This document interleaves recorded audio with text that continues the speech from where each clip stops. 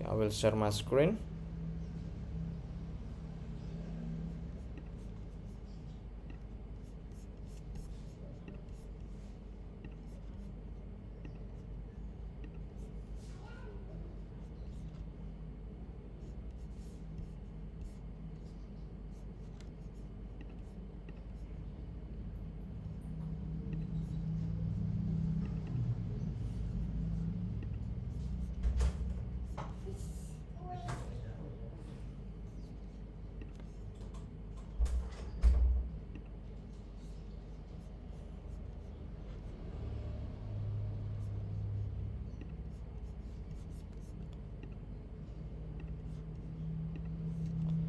Can you see my screen, Kathleen?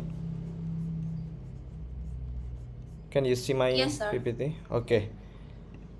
Okay, today we are going to learn about the scikit-learn. Yeah, introduction to scikit-learn. And scikit-learn will be used for building a machine learning model. Because after this, on the next semester, maybe you will take the machine learning course. Yeah. After the data science programming course, you need to take a machine learning course.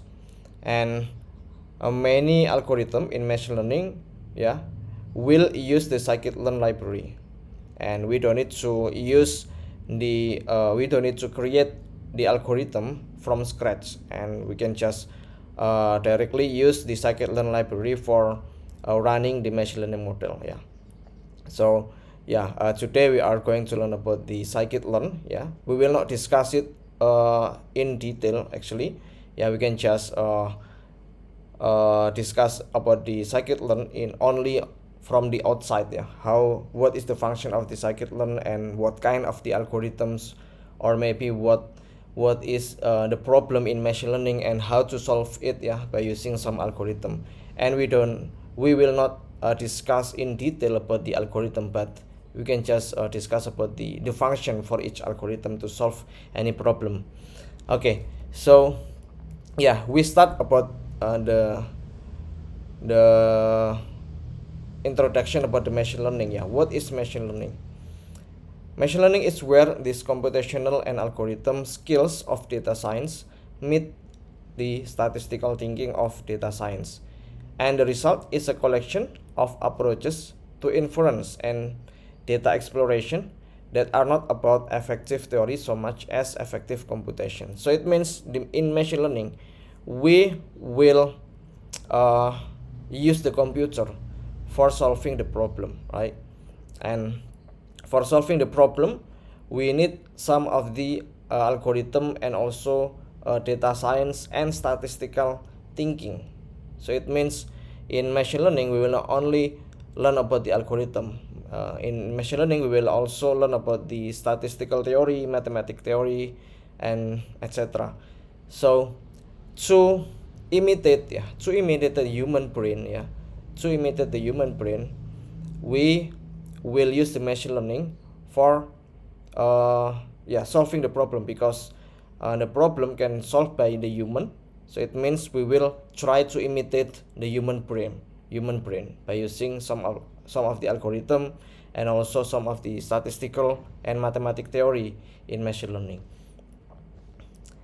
And this is the position of machine learning. We have a lot of term, yeah, outside there. Yeah, we have AI, and we also have ML or machine learning, and we also have a deep learning.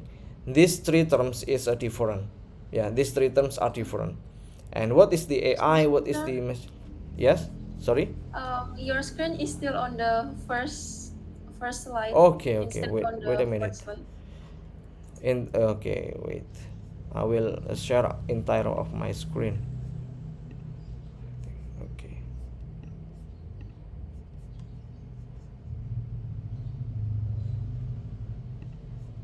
Can you see my screen now, Kathleen? Yes, The position of already. machine learning, yeah. Okay. Yeah. Okay. So the position of machine learning is on this area.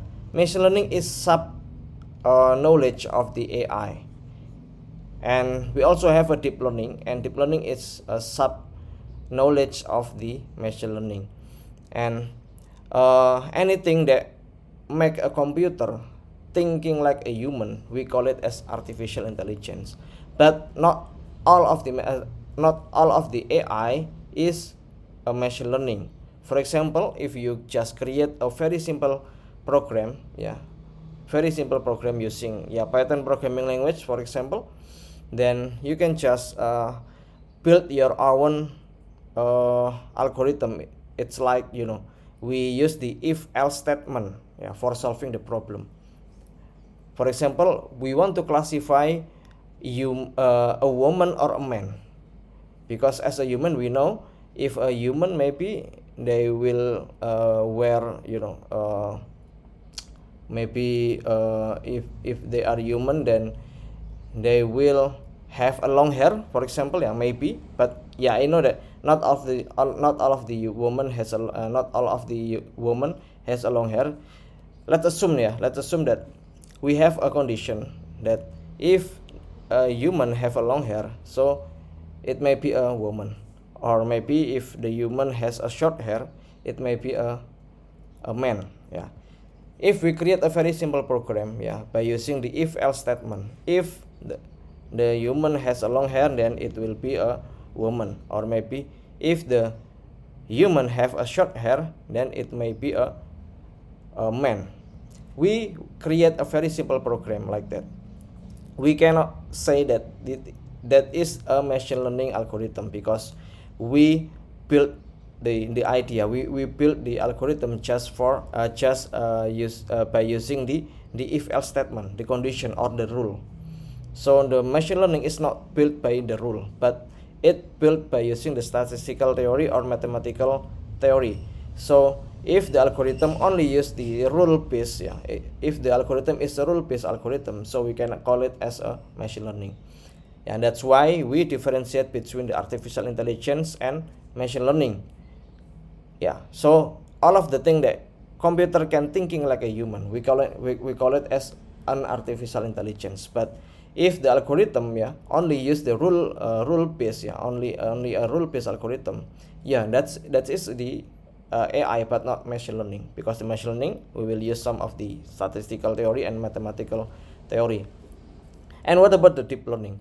Deep learning is also a sub-knowledge in machine learning, but deep learning it's more complex. The algorithm is more complex, then it require a high computational machine to run the deep learning. So actually we know that in the current area, in the current time, we have a lot of computer that has a very high specification. For running the deep learning algorithm, we need a computer that has a very good specification, has high specification. So we differentiate between deep learning and machine learning by its computational cost. If we require a lot of computational cost, so this is a deep learning algorithm. There are some deep learning and machine learning algorithm. You will learn it in machine learning course and also deep learning course. Okay, so as you can see here, we have a computer science, and we also have a domains or business knowledge, and we also have a math and statistical theory. And the position of the machine learning is in this area, machine learning and data science.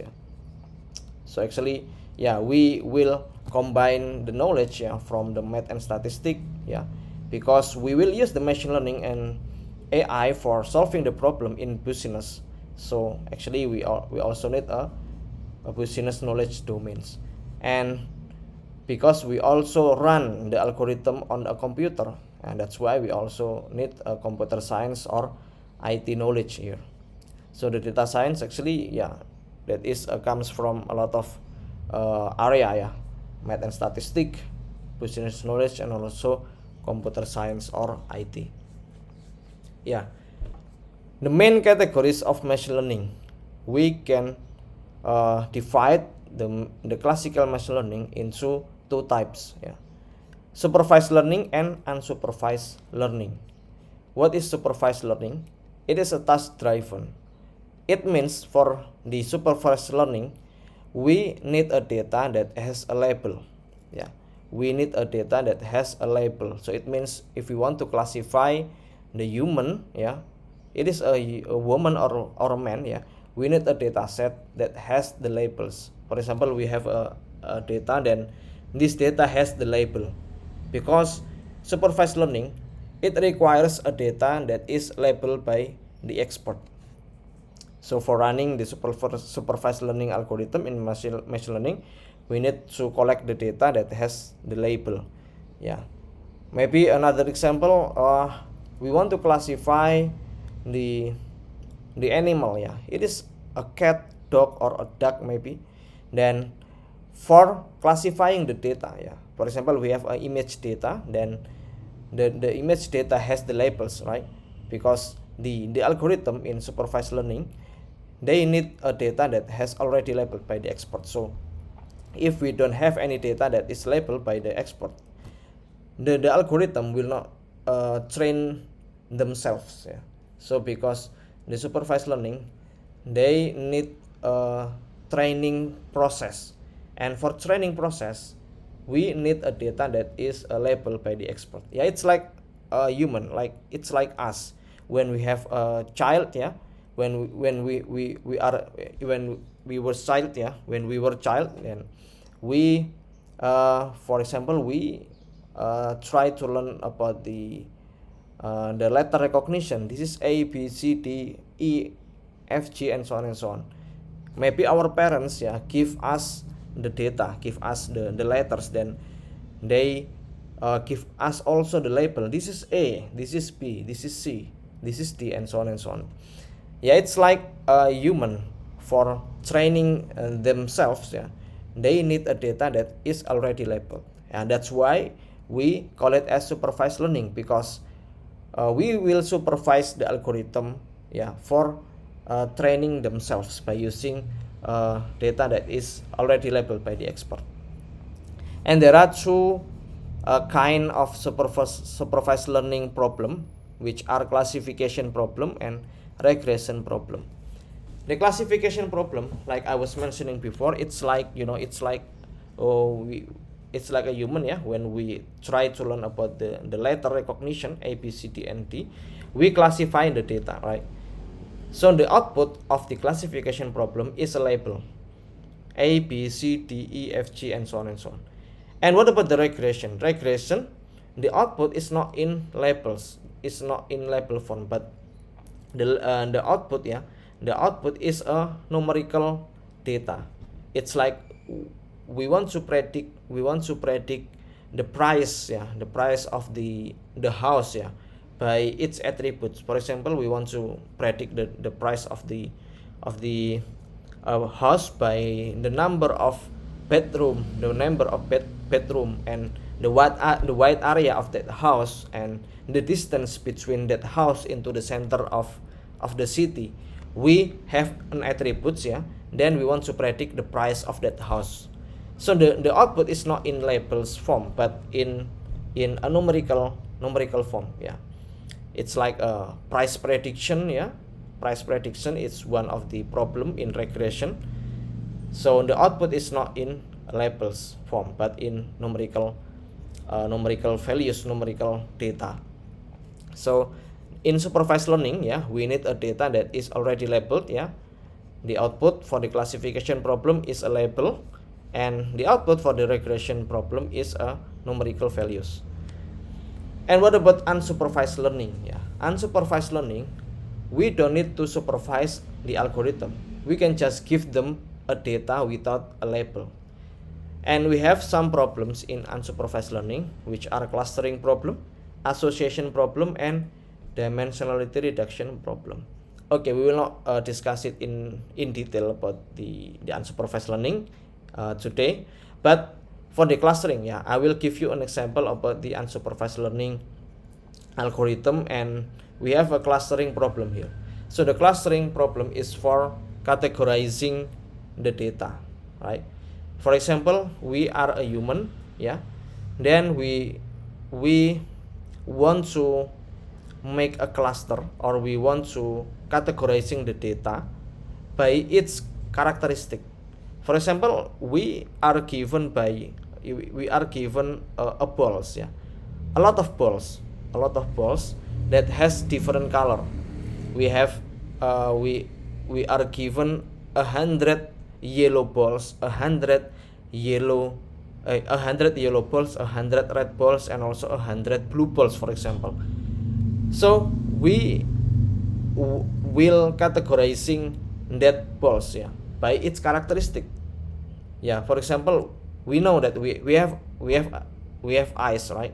We know that this is a yellow ball, so we will categorize that balls into one cluster. And this is a red balls, yeah, we will categorize the data, yeah, into a red balls cluster, and so on and so on. So that's why we don't need labels. So the data is not labeled, yeah, by the expert. Yeah, they just give us the data without a label. Then because the data has its characteristic, yeah, we will categorizing the data into one cluster that is similar. I mean, in one cluster, the data inside one cluster will be very, very similar. Yeah, it's also like, in the pandemic situation, we cluster the patient of COVID-19 by its characteristic. Yeah, for example, the cluster of the office cluster. We know that the people inside the office cluster of COVID-19 patient has their characteristic, because they are infected, yeah, when they work in the office, right?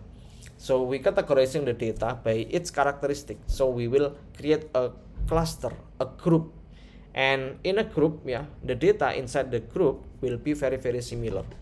Yeah, that's why we don't need to give the labels for our data. Okay. Yeah, for the association, maybe it's like customer recommendation.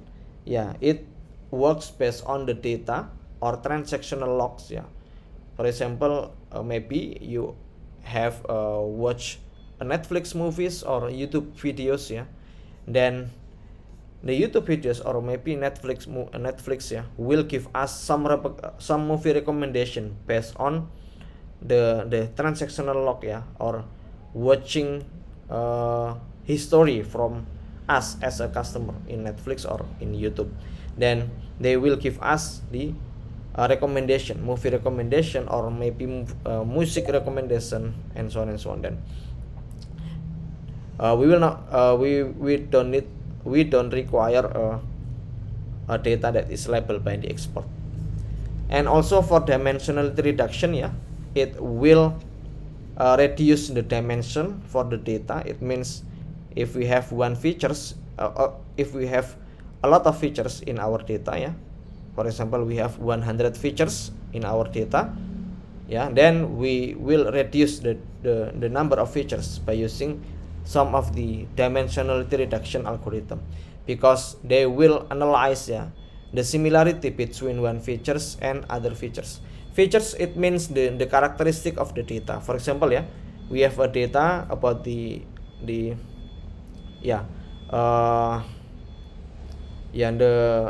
data for classifying or predicting the house price. Yeah, we have for example, we have 3 features. Yeah, the number of bedroom, the number of bedroom, and also the wide area of that house. We have 3 features. Then we want to reduce the number of features from that data, from that data set. So the purpose why we need to reduce the dimension for our data, it's because we want to reduce, yeah, the computational cost when we run the machine learning algorithm. Yeah, that's why for reducing the dimension from the data that we have, we need a dimensionality reduction algorithm, and we don't need to give the labels for our data. They just, yeah, learn from the characteristic for each features. Yeah, then if the features is redundant, then we can just remove one of them. Yeah, it's like, yeah, reducing the dimension of the features by analyzing the similarity for one feature with other features. Yeah, so we don't need the labels, yeah, for reducing the dimension in our dataset. Yeah, we start about the supervised machine learning. Yeah, supervised machine learning. Yeah, like I was mentioning before, in supervised machine learning, we need a data that is already labeled by the export. For example, this is the image of a cat, cat and dog, or maybe all of the image is a cat, right? Okay, this is label cats. We have some data that is already labeled by the export, this is cats, this is also cats, maybe there are other data set, dog image maybe, this is dots and so on and so on. So we need to collect the data that is already labeled by the export. Then we will use this data for train our machine learning algorithm. We provide the machine learning algorithm categorize or label input and output data from to learn. We need a data with a labels for training our machine learning model. Then after that, after we already have a label data set, then we will train the machine learning algorithm. Then it will be able to classify the data by its characteristic after they train themselves. So after we train the machine learning algorithm, then the machine learning algorithm will be able to classify the data. This is cats, these are dogs, this not cats, and so on and so on. And what about unsupervised machine learning? For example, we don't give the machine learning model or algorithm the data that is already labeled by the expert. So let's assume this is the data without the labels, the data about the cats and also dogs, but we don't give them any labels. Then the machine learning will try to categorizing the data by its own characteristic. So we know that maybe the cats has sharp ears, maybe, for example, or maybe the cat has mustache, and so on and so on. So they will analyze the similarity between one data with other data. So we don't need to give the labels into our data set for unsupervised machine learning algorithm. Okay, so that's all for the introduction of machine learning. Okay, so before we go to scikit-learn, Kathleen, do you have any question maybe? Or maybe can you? No, sir. Okay. Can you just give me an example about the supervised learning and the problem? And the problem that is can you give me just one example about the problem? Then that problem will be solved by using the supervised learning algorithm. Can you just give me one example, Kathleen? The problem that is that can be solved by using supervised learning algorithm. So we need a data that is already labeled by the expert. One example, only one example, Kathleen.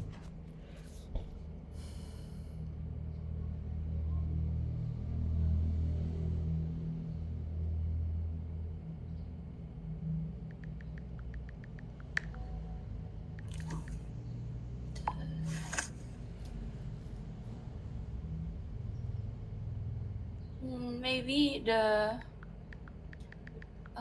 like data in the supermarket, like is it the recommendation in supermarket? You mean? yeah, but I think Okay. it's unsupervised. Unsupervised, because it's just learn from the transactional log from the customer, right? What about I will give you an example here. What about if we want to predict the stock price market? It's like, stock price, or maybe a Bitcoin price. Bitcoin price. Is it include in supervised learning algorithm? I think it's supervised because there is already the data before. Okay, supervised or unsupervised? Supervised. Okay, that's right. So for example, we want to predict the Bitcoin price for next month. So we need the data from the past months, or maybe 1 month before, 3 months before, or maybe 1 years before. It is also the problem that can be solved by using supervised learning algorithm, because we need a data that is already labeled by the expert, or maybe the stock price is not, it's labeled, but the labels is depends on the condition of the word, like Bitcoin price. Bitcoin price, there are a lot of things that will affect into a Bitcoin price. Okay, that is the problem that can be solved by using supervised learning algorithm. Okay, so you will learn it in more detail, Kathleen, when you take the machine learning course, maybe next semester.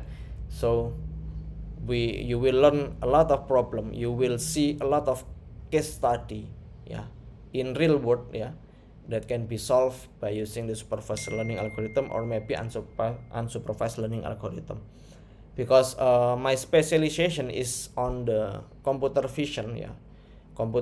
So the data that I have for running my machine learning model, for example, or maybe for my research, the data from my research is in image form. It means the data that I have is about the image, or maybe the video, because we can implement the machine learning for maybe classifying the image.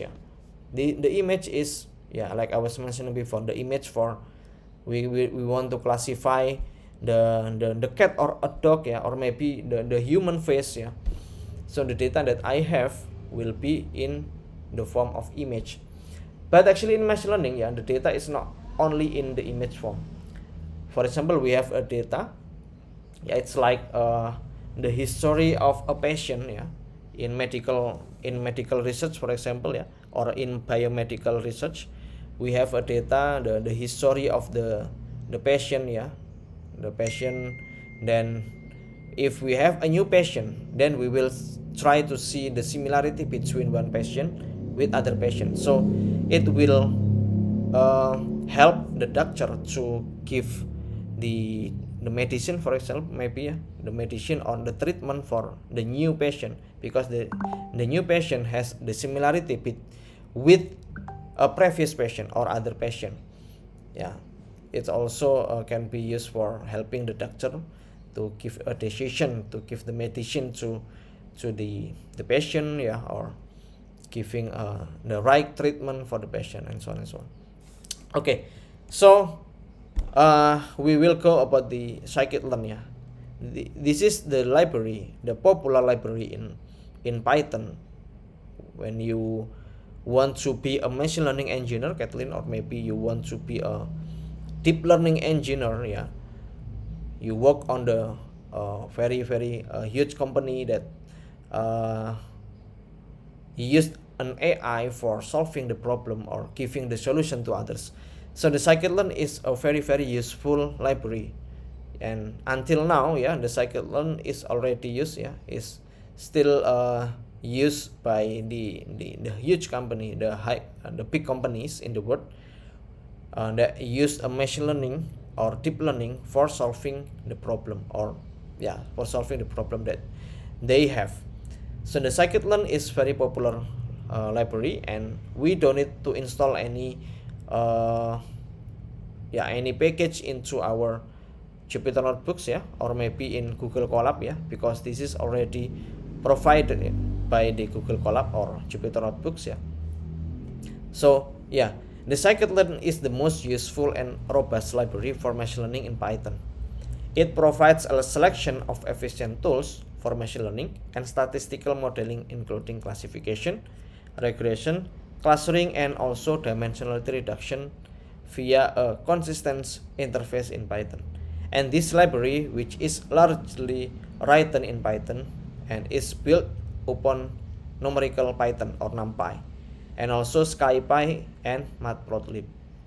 So we can integrate the scikit-learn library with Pandas, SciPy, Matplotlib.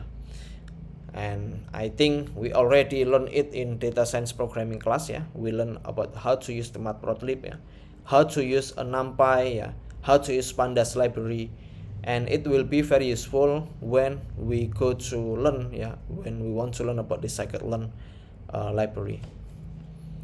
Okay, so this is a basic use of scikit-learn, yeah, because the machine learning can work with the data. Without the data, we cannot use the machine learning algorithm. Yeah, machine learning algorithm, deep learning algorithm work based on the data.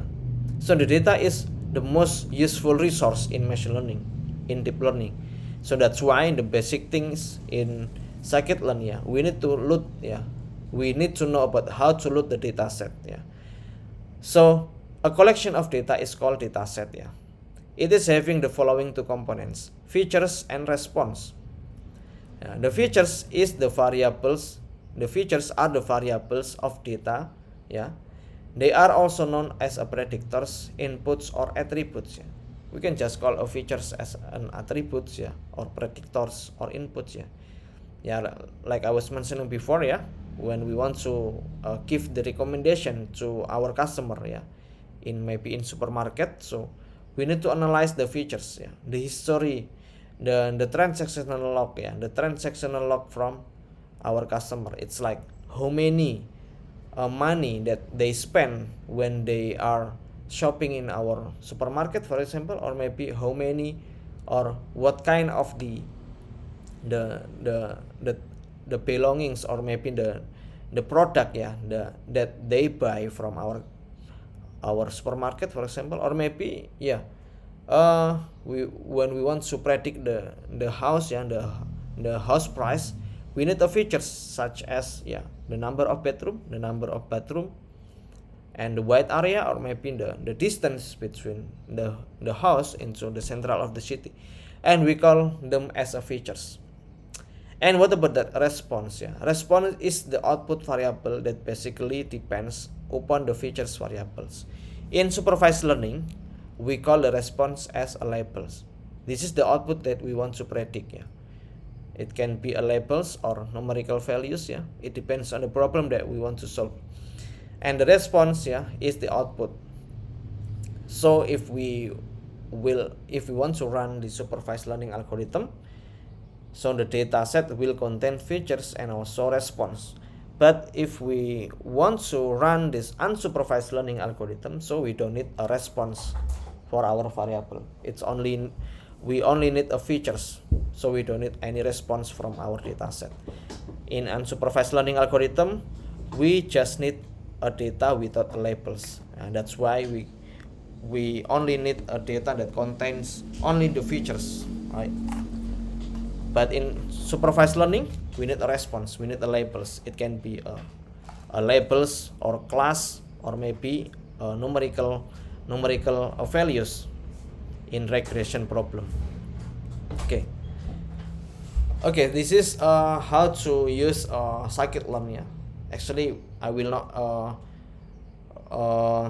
explain to you in more detail, Kathleen. It is just how to load the dataset from scikit-learn, yeah. Because actually in scikit-learn, they have a public dataset. So the public dataset means if we want to experiment with the machine learning algorithm, then we don't have any data in our computer maybe, or we still don't have any data, then we can just use the data from the scikit-learn.datasets. From scikit-learn.dataset, import load iris. Okay, so the data that we have here is the iris dataset. It is also a popular dataset in machine learning. Iris dataset is the dataset that used for classifying the type of the iris flower. Okay, maybe I will give you the illustration about the iris dataset. Yeah. So the iris dataset is the dataset about the iris flowers. We have three types of iris dataset. Yeah. So the type of the iris flower are versicolor, setosa, and virginica. So the features for this iris dataset is about the length and the width of the sepal and petal leaves. Yeah. So as you can see here, we have a petal and sepal. Yeah. I don't know the petal and sepal, it's like, you know, it's like a part in the iris flowers, yeah. This is the part of the iris flowers, and I think the petal is a leaves, yeah, on the on the sorry, in the iris flower, yeah. That is the position of the petal leaves is maybe it's in the bottom of the flowers, and the position of the sepal leaves is on the top of the flowers. So we have two types of leaves, yeah. So the petal and sepal will be the features, yeah, in our data set, and each petal and sepal has a length and also width, yeah. Petal length, petal width, sepal length, and sepal width. So yeah, it the petal length and petal length and petal length and petal width, sepal length and sepal width will be the features, yeah, of the iris flowers for classifying the type of the iris flowers. So we have three types of iris flowers. We see that the versicolor flowers, yeah, for example, this is the versicolor flowers, has more the length and the width of the petal and sepal leaves will be greater than the setosa and or maybe virginica, because as you can see here, for the setosa, yeah, setosa flowers, the petal flowers, yeah, the petal leaves will be more small, yeah, will be smaller than versicolor petal leaves, yeah. Or maybe in virginica, maybe we have a very huge sepal flowers, right? Sepal leaves, they have a high sepal length and sepal width, yeah. Yeah, it's like, you know, it's like it's just a features in iris flowers, yeah, for classifying the type of the iris flowers.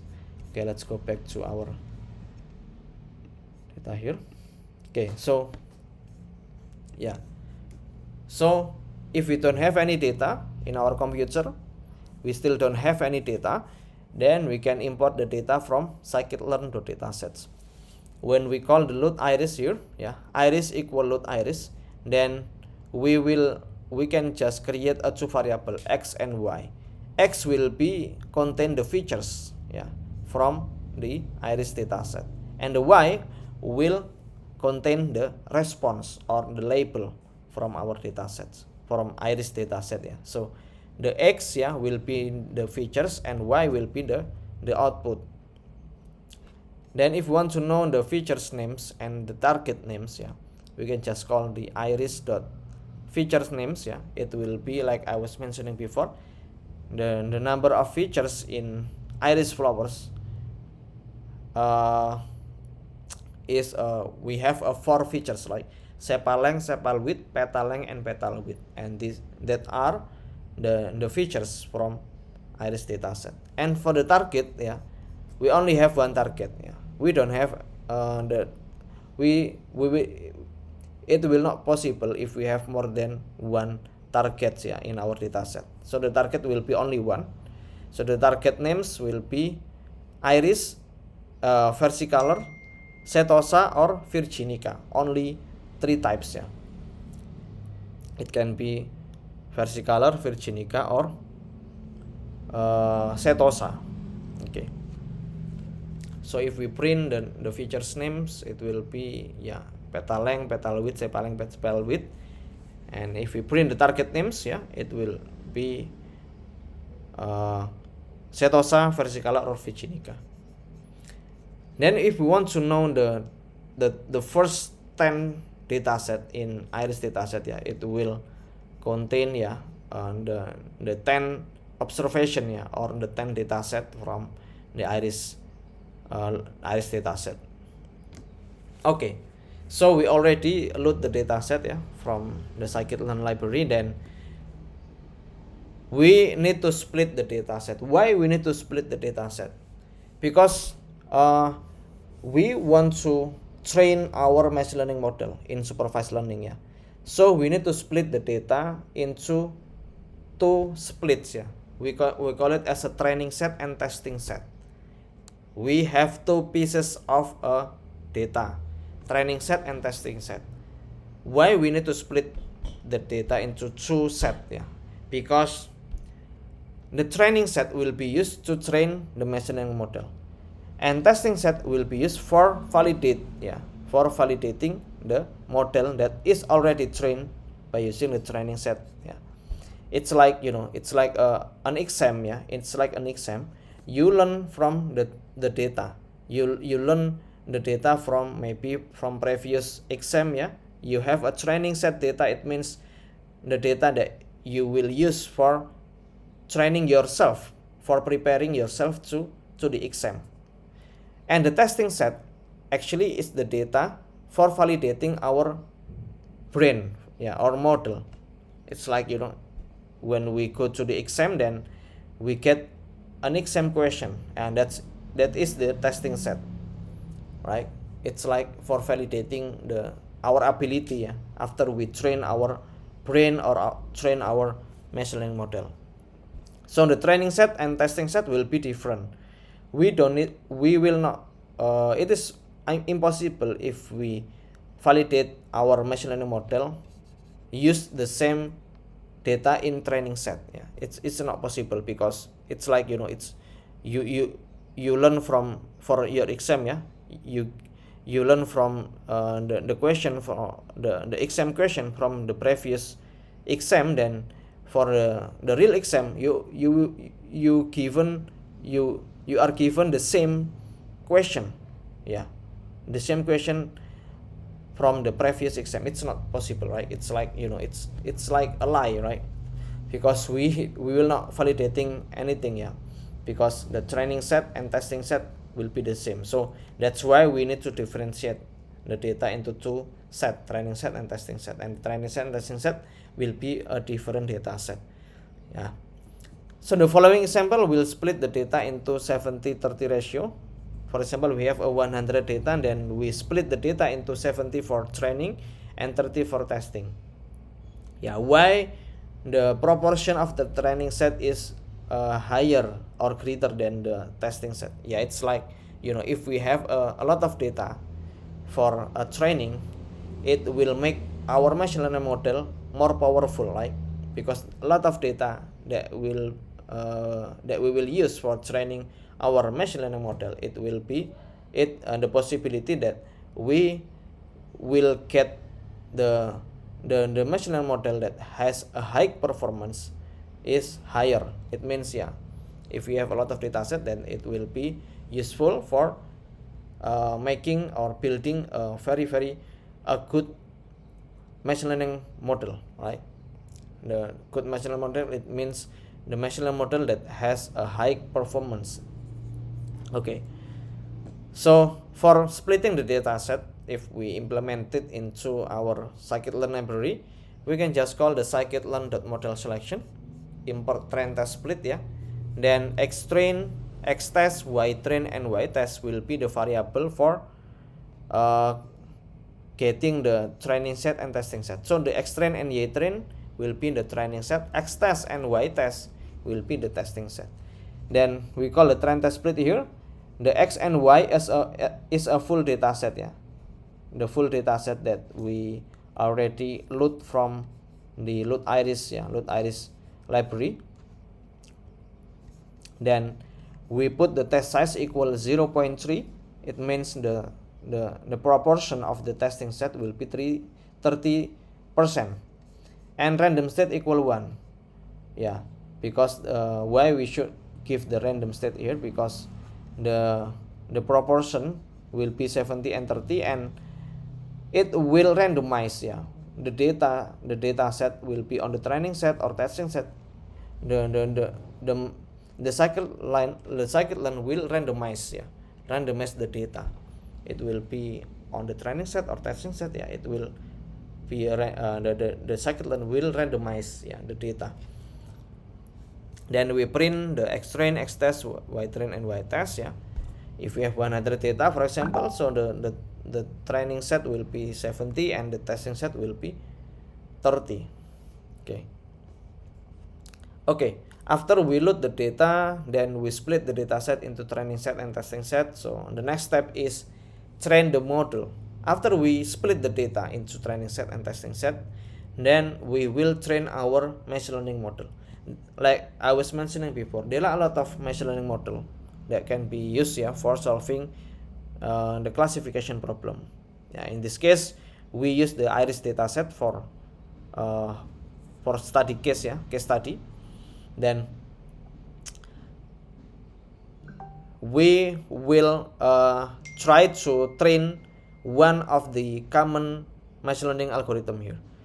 So the KNN, in this example we are going to use KNN, K nearest neighbors classifier. So the KNN is a classification algorithm, classifier algorithm, and it is also a supervised learning algorithm.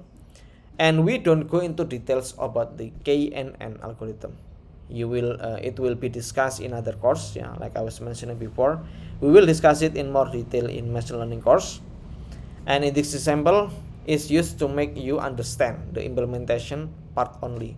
Okay, you don't need to confuse about the KNN algorithm. You can just see the KNN algorithm as a maybe black box, black box, or an algorithm that can be used for classifying the problem, for classifying the dataset. It's like a black box. Just imagine the KNN is just a black box for classifying the iris dataset. Okay, so this is how to use the KNN algorithm.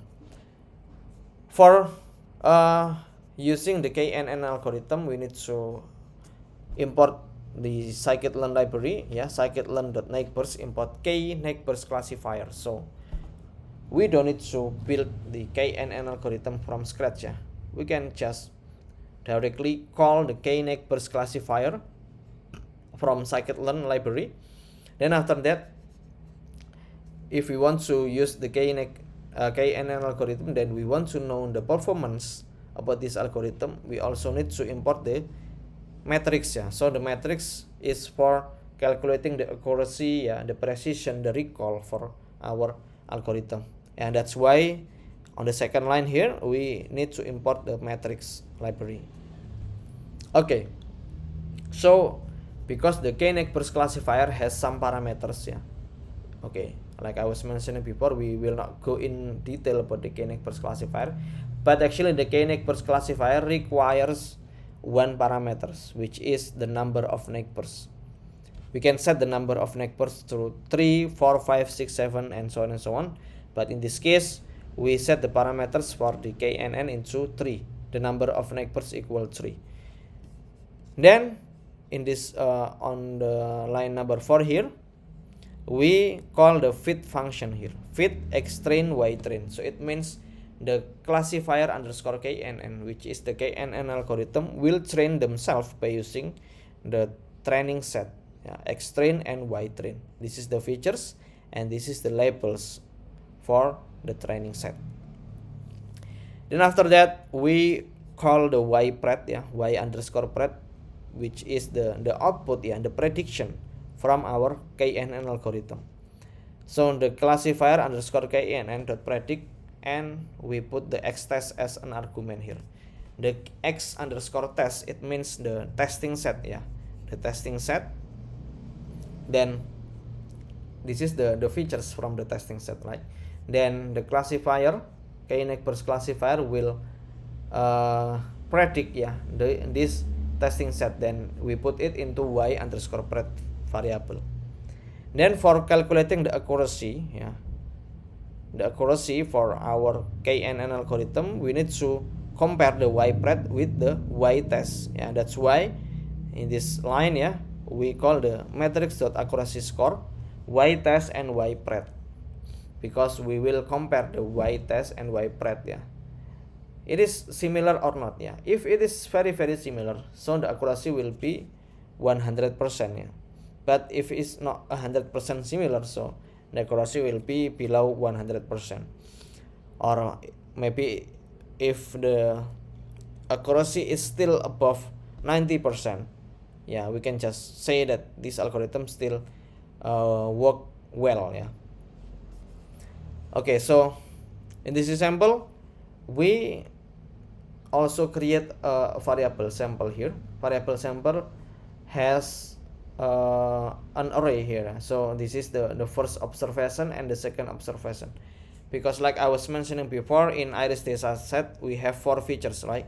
We have petal length, petal width, sepal length, and sepal width, and we put every features into a variable here. So we have a 2 data here, first data and second data. The first data contain the petal length is 5, petal width is 5, yeah, sepal length is 3, and sepal width is 3, and so on and so on. Then after we use this data, yeah, then I think the sepal length and sepal width, yeah, the length and the width for petal and sepal, yeah, will be in centimeters, if I'm not mistaken, in centimeters. Okay, so after that we predict the sample using our previous KNN algorithm, using the predict function here. Then it will give us the output, yeah. It is on the sepal length, it is on the setosa or versicolor or virginica class.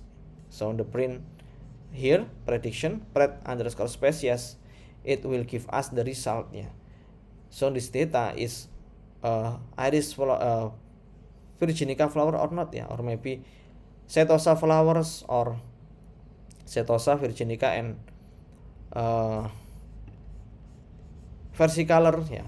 So the output will be the labels here. Okay, so after we train our model, then we get a good accuracy. We don't need to train our model again, yeah. So we can use our current model for predicting the data in the future.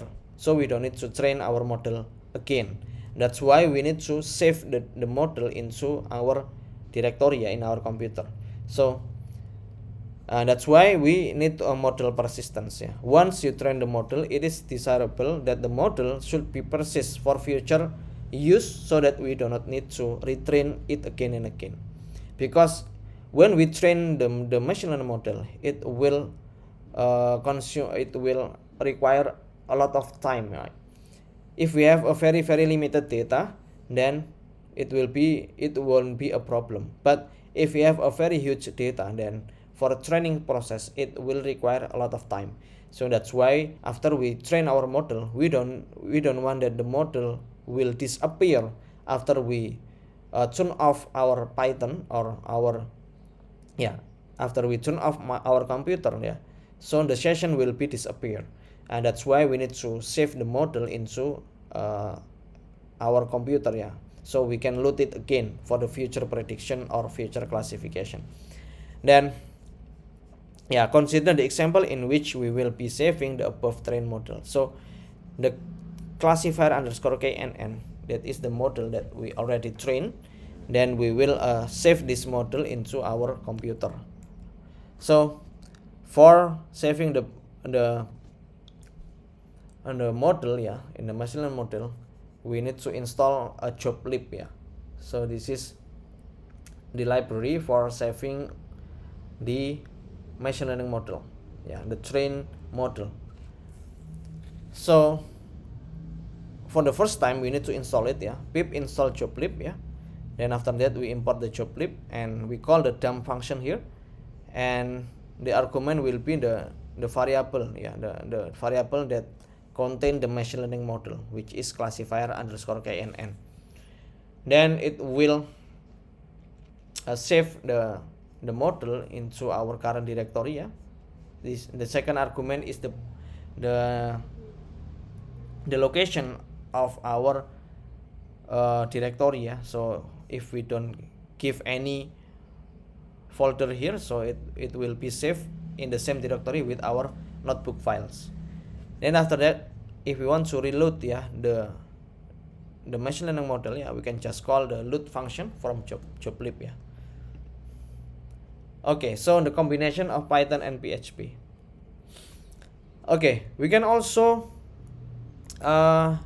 combine the PHP programming language with the Python, because like I was mentioning before, yeah, the Python programming language doesn't have a good UI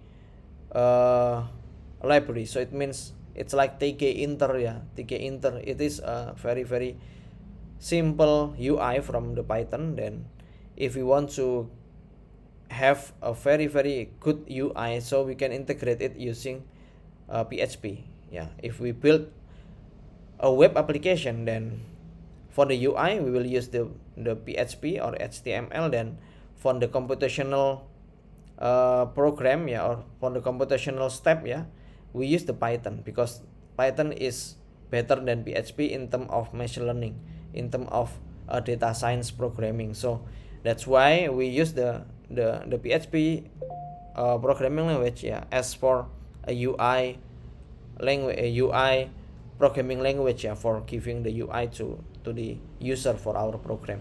But the computational and the algorithm will still use the Python. Okay, make sure the Apache and MySQL are active, yeah. So you can just follow the instruction here. So the first thing that we need to do after we activate the Apache, yeah, and MySQL, then we create PHP files, yeah, and here inside the PHP file we define a variable output, yeah, equal cell exec python hello.py vincent30. So it means hello.py is a Python files, yeah, a Python files.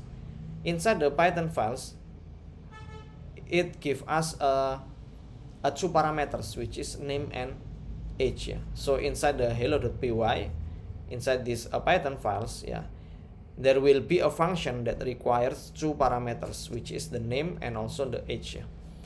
Then after that, after we run, yeah, after we call this Python files, yeah, it will give us an output, right? Because a function will return a values. Then we print it into a web page, yeah.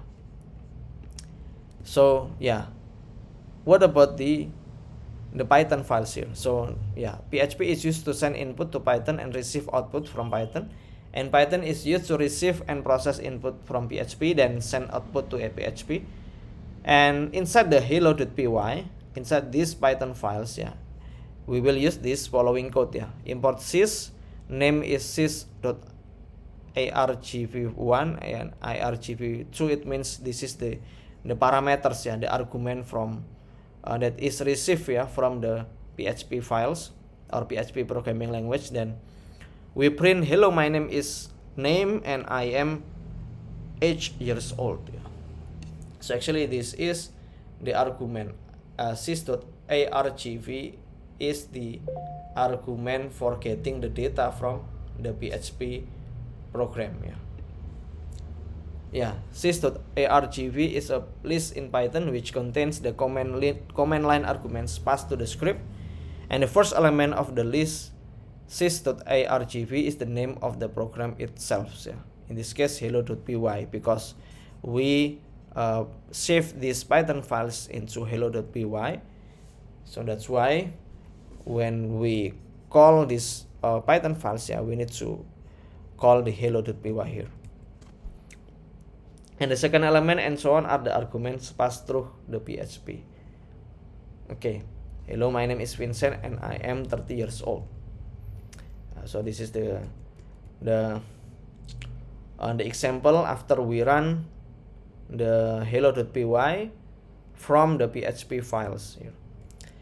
And for the exercise, Kathleen, you need to recreate the exercise in week 12, yeah, which is a way converter.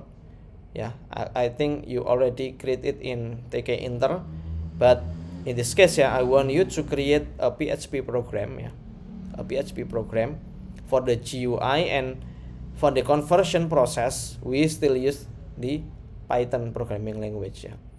Then you need to zip your PHP and Python files, yeah, before uploading them on ULS. So actually in week 12, Kathleen, I already give the submission link on the ULS. I forgot to create a submission link on ULS. So actually today I already created it, yeah. So you need to submit your week 12 homework, yeah. Then after that you need to upload your week 13 homework. So actually that's all for our class today, Kathleen. Before I end this class, maybe you have any question. This is also my last course ya in data science programming. So maybe next semester you will take the machine learning course. I don't know. The lecturer will be me or maybe the other lecturer. I don't know.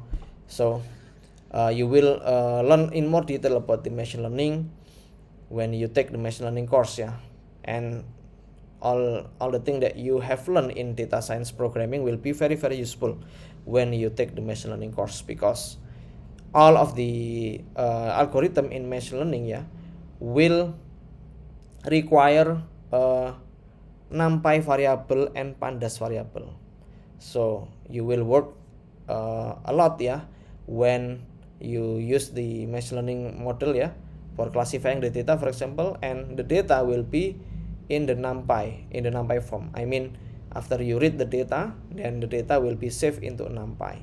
And if you want to visualize the data ya, because the machine learning model, in some of the machine learning model will also require or will also need a visualization using Matplotlib ya, and I think you already learned it in data science programming. I hope that it will be very very useful for